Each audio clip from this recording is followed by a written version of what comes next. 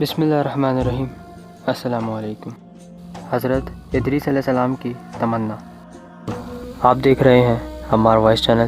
اگر آپ چینل پر نئے ہیں تو چینل کو سبسکرائب کریں اور ہماری لیٹسٹ اپڈیٹ کے لیے بیل آئیکن پر کلک کریں۔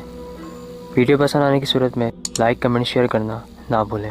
ایک روز اللہ تعالیٰ کی طرف سے حضرت ادریس علیہ السلام کے پاس ایک فرشتہ آیا جس نے انہیں ان کے ترک اولاد بخشے جانے اور ان کے اعمال قبول ہونے کی خوشخبری سنائی، جس کے بعد حضرت ادریس علیہ السلام بہت خوش ہوئے اور اللہ تعالیٰ کا شکر بجا لائے۔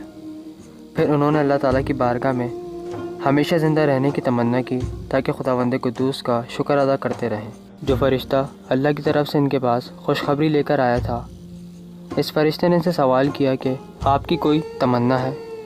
تو حضرت ادریس علیہ السلام نے جواب دیا کہ ہاں، میری تمنا یہی ہے کہ میں زندہ رہوں اور خدا کا شکر کرتا رہوں، کیونکہ اس دوران میں نے بہت زیادہ دعا کی ہے کہ میرے اعمال قبول ہوں، جو کہ قبول ہو گئے۔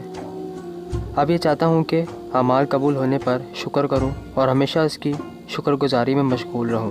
جس کے بعد فرشتے نے حضرت ادریس کو اپنے پروں پر سوار کیا اور انہیں آسمان پر لے گیا۔ وہاں پر حضرت ادریس ابھی بھی زندہ ہیں اور شکر خدا بجا لانے میں مشغول ہیں۔ بعض روایات کے مطابق حضرت ادریس جو کہ آسمانوں پر زندگی گزار رہے تھے، ان کی روح حضرت اسرائیل علیہ السلام نے چوتھے اور پانچویں آسمان کے درمیان حکم خدا سے قبض کر لی۔